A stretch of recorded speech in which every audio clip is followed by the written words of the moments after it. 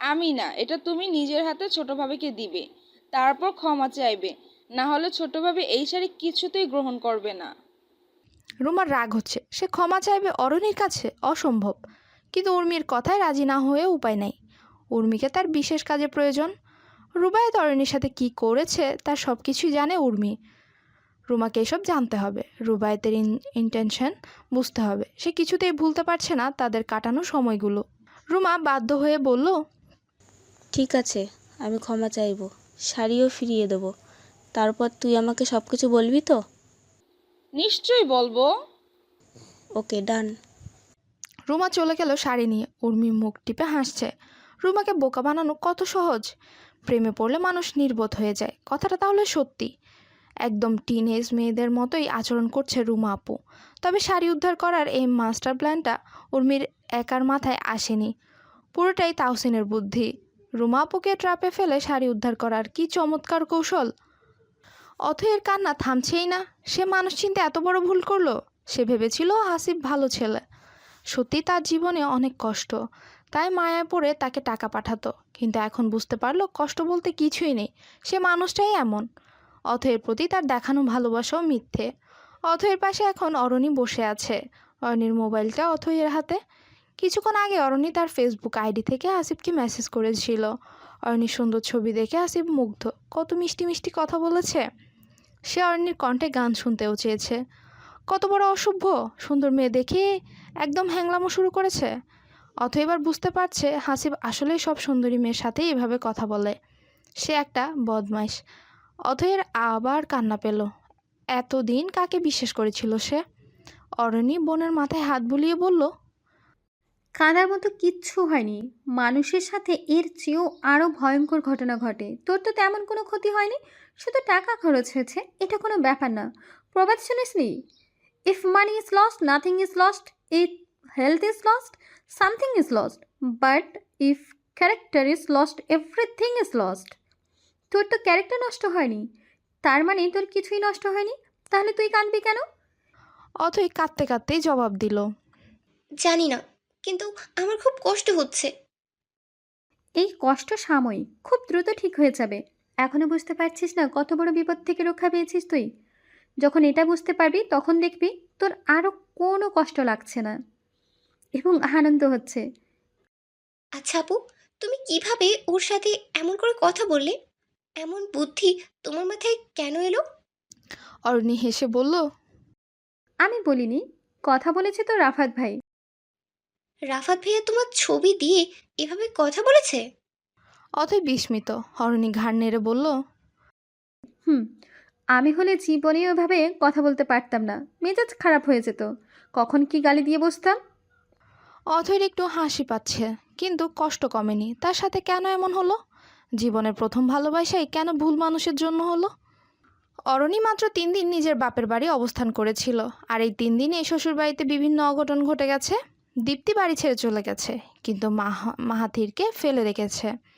2 দিনের মধ্যে রাহাত বাড়ি না ছাড়লে সে ডিভোর্স পেপার পাঠাবে। স্বামী স্ত্রীর মধ্যে চলছে নীরব ঝগড়া। মাহাথির এখন সারাদিন দাদির কোলেই বসে কাঁদছে। কথায় কথায় বলছে মা যাব।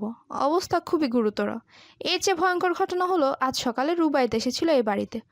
উদ্দেশ্য নাকি রুমার সাথে দেখা করার, কিন্তু সবাই জানে রুমা নয়, রুবায়েতের মূল উদ্দেশ্য ছিল অরণি। এ বাড়িতে পা রাখার মতো বিরাট বড় দুঃসাহসটা রুবায়েত আবার করেছে। রাফাত তার আগমনের খবর জানতে পেরে অফিস থেকে ছুটে এসেছিল আজ। কাঁচা বাঁশের কঞ্চি দিয়ে রুবায়েতেরকে চোরের মতো পেটাতে চেয়েছিল, কিন্তু রুমা পা ধরে কেঁদেছিল বলে রক্ষা। না হলে আজ রুবায়েতের অবশ্যই হসপিটালে যেতে হতো। অরণি বাড়ি ফিরে ঋতুর কাছে এসে জানতে পেরেছে তার এখন মাথাটা ভন ভন করছে। রাফাত অফিস থেকে ফেরার সময় অরণিকে এখানে নিয়ে এসেছিল। আপাতত সে গোসল করছে। অরণি ড্রেসিং টেবিলের আয়নায় নিজেকে দেখল। এসব কিছুর মধ্যে ভালো যেটা হয়েছে তা হলো অরণি শাড়িটা ফেরত পেয়েছে। রুমা নিজে এসে তার কাছে ক্ষমা চেয়ে শাড়ি দিয়ে গেছে। অরণি বুঝতে পারছে না এটা কিভাবে হলো। তবে রুমার মতো মেয়ে ক্ষমা চেয়েছে, এটাই আশ্চর্য ব্যাপার। রাফাত ওয়াশরুমে থেকে বের হয়ে অরণিকে দেখল আর স্তম্ভিত হয়ে গেল। রাত বিরাতে অরণি জামদানি শাড়ি গায়ে জড়িয়ে ড্রেসিং টেবিলের আয়নার সামনে দাঁড়িয়ে আছে। তাকে পরিচয়ও 10 গুণ সুন্দর লাগছে। রাফাত কিছুক্ষণ তাকিয়ে থাকার পরেই তার চোখ ধাঁধিয়ে এলো। নিঃশ্বাস নিতে কষ্ট হলো। অরণি মিষ্টি হেসে বলল, কেমন লাগছে আমাকে? রাফাত খুব কষ্টে কয়েক শব্দ উচ্চারণ করলো। দূর থেকে তো বুঝতে পারছি না, আর একটু কাছে এসো, ভালো করে দেখে বলছি। অরণি ঠোঁট বেঁকিয়ে বলল, খালি ছোঁয়ার ধান্দা। ধান্দা কেন হবে, অধিকার বলো। ইস, আসছে আমার অধিকারওয়ালা। শোনো, এই শাড়ি আমি পেয়েছি তাহাসিনের বুদ্ধিতে, তাই ঠিক করেছি শাড়ি পরে তাহাসিনের সাথে আড্ডা দিব। আমার কিছু বইও লাগবে, তাহাসিনের থেকে আনবে। তাহসিনের থেকে বই আনার জন্য শাড়ি পরে যেতে হবে কেন? শাড়ি না পরলে কি তাহসিন তোমাকে বই দিবে না? অবশ্যই দিব, কিন্তু শাড়ি পরেছি জেসাচের জন্য। সুন্দরী ভাবি বলে কথা, একটা ব্যাপার আছে, তুমি বুঝবে না। অরণি সুন্দর মতো বের হয়ে যাচ্ছে। রাফাত চেঁচিয়ে বলল, আন্টি, অরুণী আমাকে পানি দিচ্ছে না। অরণি থতমত খেলো। শারমিন লিভিং রুমে বসেই হাঁক ছাড়লেন। কি দিচ্ছে না? পানি চেয়েছিলাম এক গ্লাস, কিছুতেই দিচ্ছে না। রাফাতের ঠোঁটে দুষ্টুমির হাসি। অরণি রাগে অগ্নিশর্মা হয়ে গেল। আজ তাদের সাথে শারমিন আর অথই বেড়াতে এসেছে। সামনে ঈদ, সে উপলক্ষেই আসা। তাছাড়া অথইয়েরও মন খারাপ ছিল। এখানে এসে যদি সবার সাথে মিশে মন মেজাজ ভালো হয়। শারমিন দরজার কাছে এসে বললেন, সমস্যা কি তোর? এক গ্লাস পানি পর্যন্ত ছেলেটাকে খাওয়াতে পারছিস না? এমন পটের বিবি সেজে ঘুরে না বেড়ালে কি চলবে? স্বামীর সেবা করা স্ত্রীর দায়িত্ব। যা, পানি এনে দে। অরণি বিড়বিড় করে বলল। এমন শয়তান স্বামীর আবার সেবা? শারমিন রেগে বলল, একটা চট দিব। শয়তান মানে কি আবার? কানে ধর, কানে ধরে ওর কাছে ক্ষমা চা। বল, আর এমন ভুল হবে না। অরণির চোখ বেরিয়ে আসার উপক্রম হলো। বিস্ফোরিত গলায় বলল, মা, এসব কি বলছো? আমি ক্ষমা চাইবো? নিশ্চয় চাইবি। স্বামী পানি চাইলে পানি দিস না, আবার শয়তান বলে গালি দিস। এসব কোনো ভদ্রমের আচরণ? তাড়াতাড়ি ক্ষমা চা, না হলে কিন্তু আসলে থাপ্পড় খাবি। অরণি অসহায় দৃষ্টিতে রাফাতের দিকে তাকালো। রাফাতের হাসি পাচ্ছে খুব। হাসি সামলাতে বেগ পেতে হলো, মুখ গম্ভীর রাখতে হলো। অরণি থমথমে গলায় বলল, সরি। শারমিন আবারও ধমক দিলেন। সরি কি আবার? ভালো করে ক্ষমা চা। আমার বাসা থেকে দেখে আসছি তুই ছেলেটার সাথে কি পরিমাণ বেয়াদবি করেছিস। সব কিছুর জন্য একবারে ক্ষমা চাইবি। কানে ধর আগে, তারপর বল, এমন আর হবে না, ক্ষমা করে দাও। অরণি কানে হাত রেখে বলল, এমন আর হবে না, ক্ষমা করে দাও। রাফাত সরল মুখে বলল, ইটস ওকে, এবার অন্তত পানিটা নিয়ে এসো, তেষ্টা পেয়েছে খুব। শারমিন কঠিন গলায় বললেন। যা, পানি নিয়ে আয়। অরণি রাগে গজগজ করে পানি আনতে গেল। ফিল্টার থেকে পানি ঢেলে এনে ঘরে ঢুকতে রাফাত দরজা আটকে দিল। অরণি বলল, নাও পানি, খাওয়ার জন্য তো মরে যাচ্ছিলে। রাফাত পানির গ্লাসটা হাতে নিয়ে বলল। Thank you. অরণি রাগে জ্বলছে, ক্ষিপ্ত গলায় বলল, মায়ের সামনে আমাকে অপমান করা কি খুব দরকার ছিল?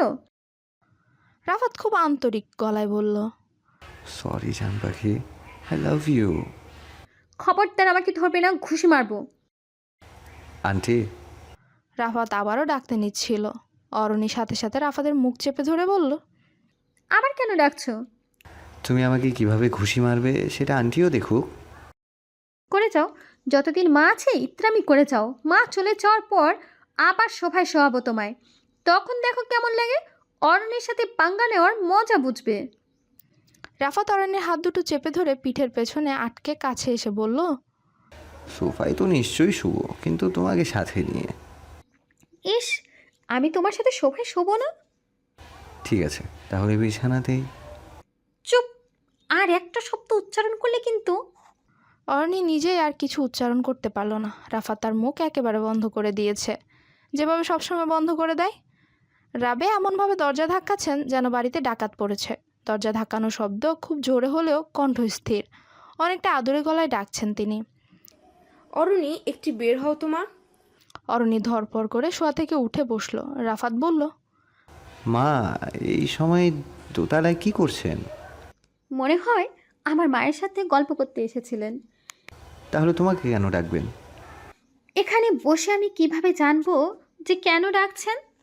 আগে তো দরজা খুলতে হবে। ছাড়ো।